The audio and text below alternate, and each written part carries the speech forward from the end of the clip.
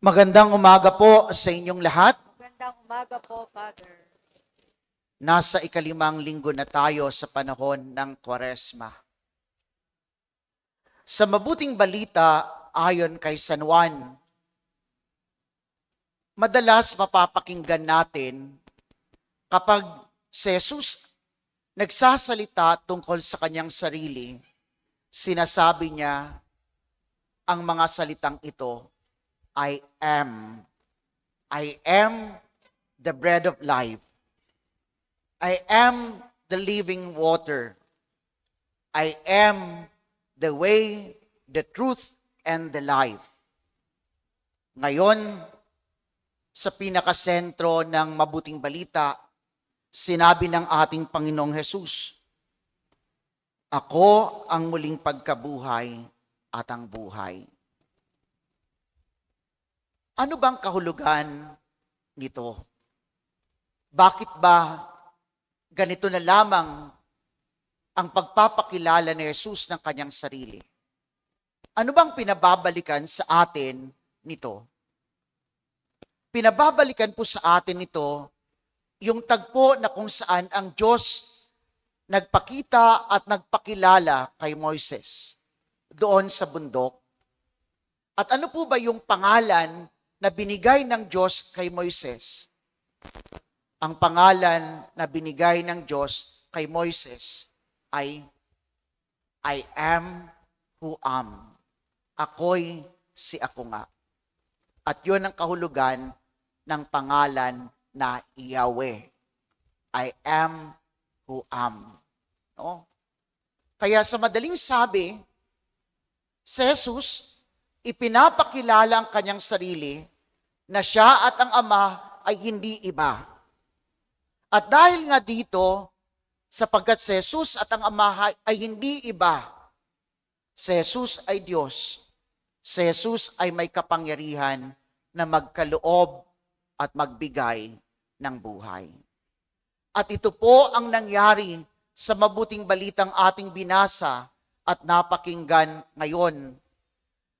Si Lazaro na kanyang kaibigan, kahit ilang araw nang nakalipas na siya'y patay, ay binuhay ng ating Panginoong Jesus. Sapagkat nga si Jesus ay may kapangyarihang magkaloob ng buhay. Ngayon, anong mahalagang sana maunawaan natin? Isa sa mga tanong ng marami sa atin, tinatanong natin, di ba, kung ang Diyos, kung ating Panginoong Jesus ay Diyos ng mga buhay at hindi mga patay, bakit may kamatayan? Bakit namamatay ang tao? Isa po yan sa mga maraming tanong o puzzle, no? Para sa maraming tao. Why is it that there is death? If our God is God of the living, kung ang Diyos ay Diyos ng mga buhay, bakit may kamatayan? Ito ba ay hangad ng Diyos? Ang mabuting balitang ating binasa at napakinggan ngayon ay sumasagot sa ating katanungan na hindi kahit kailan hangad ng Diyos ang kamatayan ng sino man sa atin. Pero kung uugatin natin at babalikan, ano nga ba ang sanhi ng kamatayan? Sa lumang tipan, no, sa aklat ng Genesis, di ba sa orihinal na estado ng tao, pinagkalooban ng Diyos ang tao ng buhay. At hindi lamang basta buhay ang pinagkaloob ng Diyos sa tao. Hindi lamang ang binahagi ng Diyos yung tinatawag nating sanctifying grace, supernatural gift. But also God bestowed man preternatural gifts. Pinagkalooban din ng Diyos ang tao ng tinatawag nating preternatural gifts. Mga biyaya na angat sa kalikasan, sa likas, sa natural. At ano yun? Ano yung mga biyayang yun? Nandito yan yung biyaya ng immortality. Ibig sabihin ng immortality, ang tao hindi nagkakasakit. Ang tao hindi namamatay. Diba? Yun ay biyaya na pinagkaloob ng tao sa Diyos sa kanyang orihinal na estado. Nandiriyan din yung biyaya ng integrity. O ano yung integrity? Freedom from concupiscence. At ano yung concupiscence? Yung passions natin, yung emotions natin. Integrity means we have yung reason natin, yung intellect, may control sa ating passions, sa ating emosyon. Kaya hindi tayo basta-basta na lang, oo, may emosyon, nanduroon yung galit, pero hindi kayong tipong nagwawala na lang kaagad. Oh. In control, kasi may integrity. Isa pa rito yung infused knowledge. Alam niyo po, anong nangyari? Ang nangyari ganito, nang talikuran ng tao ang Diyos, this gives ang mga biyaya na ito nawala. The gift of immortality nawala. Kanya nga, minsan sinasabi ko sa inyo, minsan pagka meron tayong kapitbahay na namamatay, minsan pagka natanong natin yung isa nating kakilala, anong kinamatay, pabirong sumasagot sa atin, nakalimot sa paghinga. Alam niyo po, ang pagtalikod sa Diyos ay katulad ng paglimot sa paghinga. Why? Because the source, the giver of life, the fountain of life is God.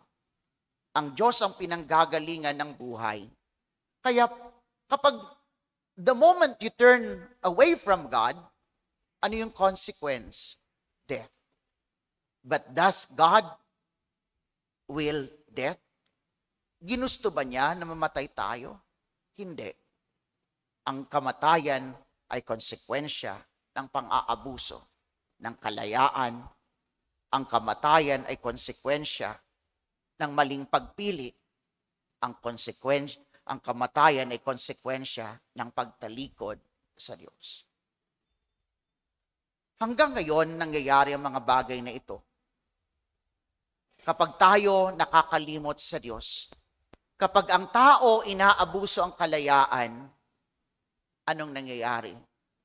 Ang resulta ay kamatayan.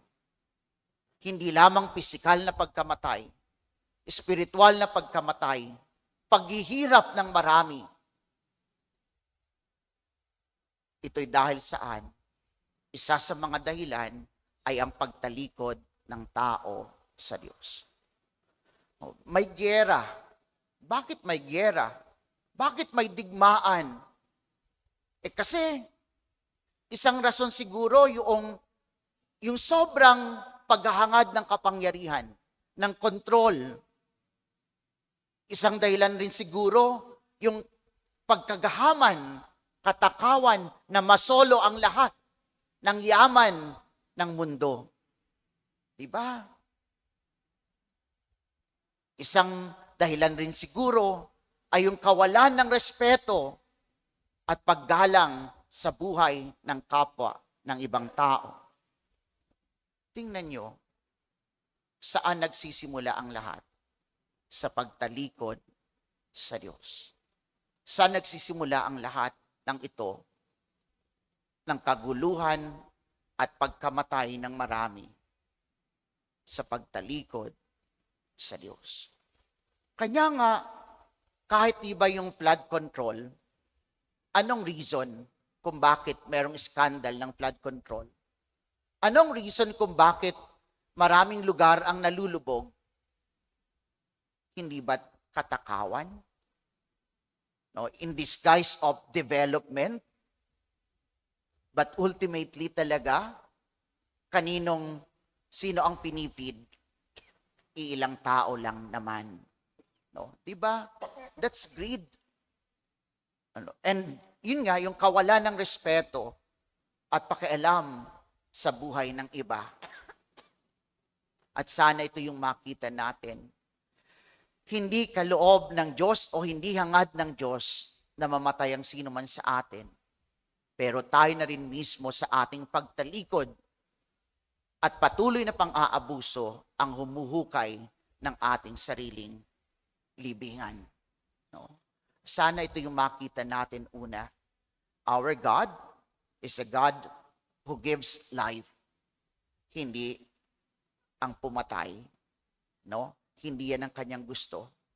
Ang nais ng Diyos ang patuloy na magbigay ng buhay. Ngayon, ano pa bang ibang gustong ituro sa atin?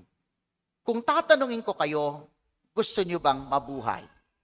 Alam ko ang sagot nyo, opo, Father. Pero alam nyo, ang ating Panginoong Hesus sa panahon na ito ng Kwaresma, itinuturo sa atin, gusto nating mabuhay. Katulad ng binuhay ni Jesus ang kanyang kaibigan na si Lazaro. Pero upang mabuhay, kinakailangan munang mamatay. At ang pagkamatay na ito hindi lang pisikal. Ang hamon sa atin ng ating Panginoong Hesus ngayong linggong ito ay paulit-ulit na mamatay upang magkamit ng buhay. Hindi ho magpakamatay ha. Mamatay, pero hindi magpakamatay. Mamatay sa maraming bagay. Mamatay sa pagkamakasarili. Mamatay sa kawalan ng pakialam. Mamatay sa pagkamakasalanan. Mamatay na doon sa mga sitwasyon na wala tayong iniisip kundi yung sarili lamang natin. Akala natin nabubuhay tayo ng totoo. Pero ang totoo, hungkag at walang kahulugan ang buhay kung ang iniisip mo ay sarili lamang. Hungkag at walang kabuluhan ang buhay kung hindi ka namamatay sa pagkamakasalanan at hindi ang Diyos ang nananahan sa iyo. At ito ang hamon ni Jesus para sa ating lahat. Yakapin ang krus. Yakapin ang kamatayan upang magkamit ng katubusan, ng bagong buhay at ng buhay na walang hanggan.